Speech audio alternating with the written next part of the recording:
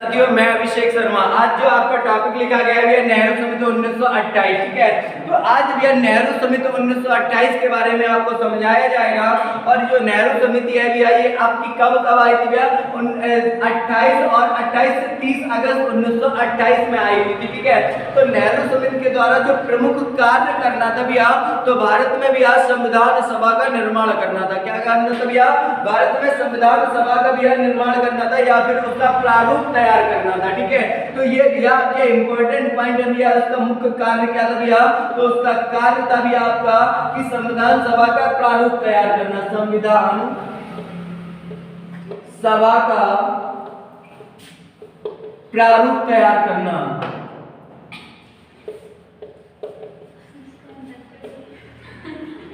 तो नेहरू समिति का जो भैया मुख्य कार्य था संविधान सभा का प्रारूप तैयार करना, ठीक है।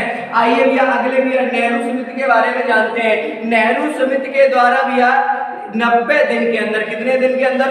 नेहरू समिति के द्वारा 90 दिन के अंदर एक काम चलाऊ संविधान का निर्माण करना था। क्या भैया? 90 दिन के अंदर एक काम चलाऊ संविधान का निर्माण करना था।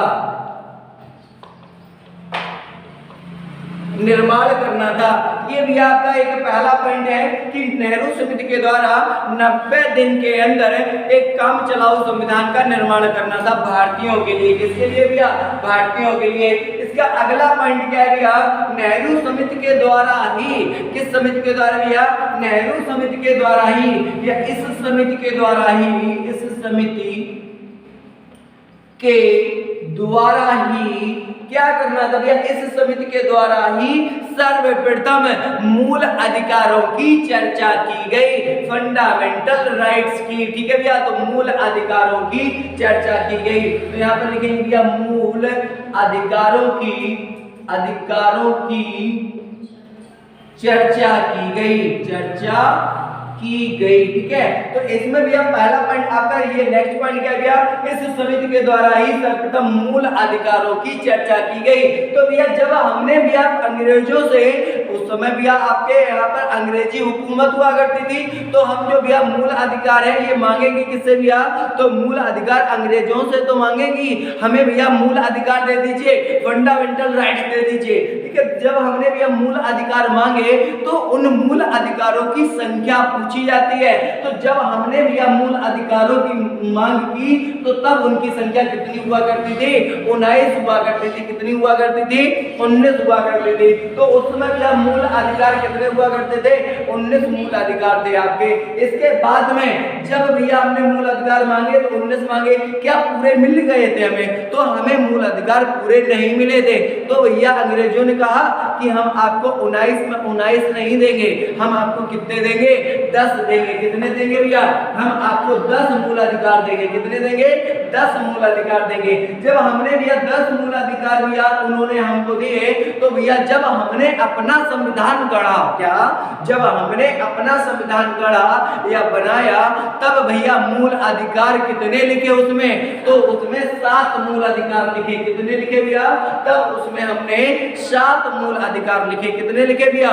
7। लेकिन आपसे अगर ये पूछा जाए वर्तमान में प्रदत्त मूल अधिकारों की संख्या, तो वर्तमान में प्रदत्त मूल अधिकारों की संख्या कितनी है भैया? 6 है। कितनी है भैया? 6 है, ठीक है। तो ये याद रखना भैया, वर्तमान में प्रदत्त भैया मूल अधिकारों की संख्या कितनी है? 6 है, ठीक है। तो देखिए ध्यान से समझिए, सर्वप्रथम भैया किस समिति के द्वारा भैया मूल अधिकारों की चर्चा की गई? नेहरू समिति के द्वारा। जब हमने भैया मूल अधिकार मांगे तो कितने मांगे? 19 मांगे, लेकिन हमें मिले कितने? 10 मिले। लेकिन मूल संविधान में मूल अधिकारों की संख्या अगर पूछ ली जाए, का भैया मूल संविधान में मूल अधिकारों की संख्या अगर पूछ ली जाए, तब आप बताएंगे कितने?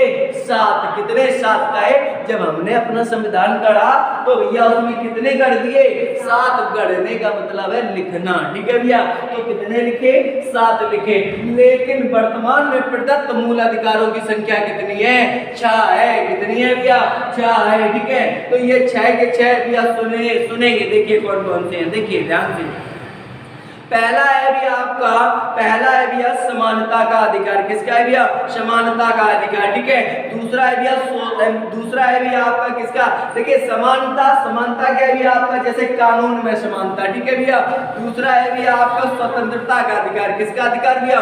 स्वतंत्रता का अधिकार। ये जो स्वतंत्रता का अधिकार है ये 19 से लेकर के 22 आर्टिकल तक है। कहां से कहां तक? 19 से लेकर के 22 आर्टिकल तक है। ठीक है। फिर तीसरा है भैया शोषण के विरुद्ध अधिकार। कौन सा है भैया आपका? शोषण के विरुद्ध अधिकार। अनुच्छेद संख्या 23,24 में वर्णित है। किसमें वर्णित है? 23,24 में वर्णित है। इसके बाद में अगला जो चौथा मूल अधिकार है वो धार्मिक स्वतंत्रता का अधिकार है। क्या भैया? धार्मिक, जिससे धर्म से संबंधित आप सारे काम कर सकते हैं। ठीक है।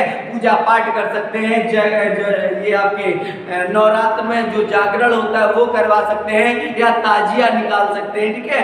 तो ये आपका 25 से 28 तक होता है यह धार्मिक स्वतंत्रता का अधिकार। इसके बाद में है भैया आपका शिक्षा और संस्कृति का अधिकार। किसका है भैया? शिक्षा और संस्कृति का अधिकार। ये आपका अनुच्छेद संख्या भैया 29,30 में है। किसमें भैया?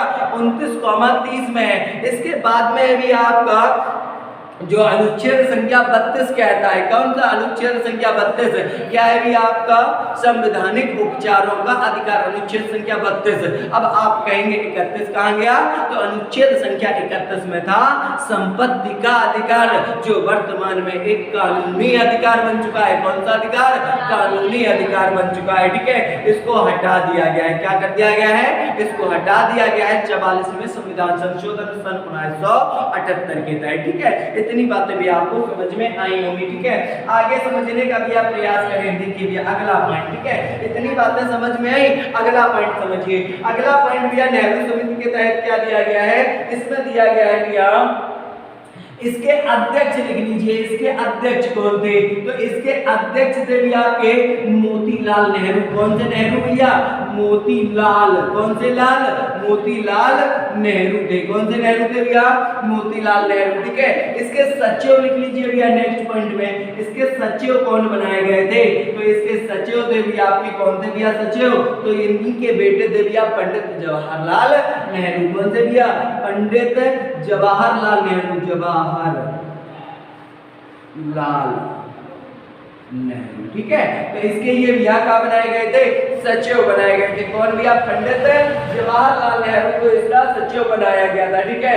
और इस रिपोर्ट में भैया देखिए यही इंपॉर्टेंट है भैया आपके ये वाले पॉइंट इंपॉर्टेंट है। ठीक है। इस समिति के द्वारा सर्वप्रथम मूल अधिकारों की चर्चा की गई, जिसमें से भैया हम लोगों ने कितने मांगे?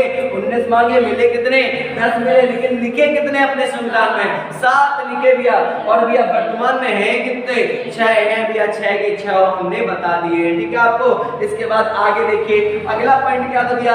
ये जो समिति का गठन किया गया था 28 से 30 अगस्त को किया गया था। कब भैया? 28 से 30 अगस्त को किया गया था। और इस समिति में और कौन सा व्यक्ति शामिल था भैया? सुभाष चंद्र बोस जी भी शामिल थे। कौन शामिल थे? सुभाष चंद्र बोस भी शामिल थे। और अन्य सदस्य कितने थे इसमें भैया? अन्य सदस्य 9 थे। कितने थे भैया? अन्य सदस्य 9 थे।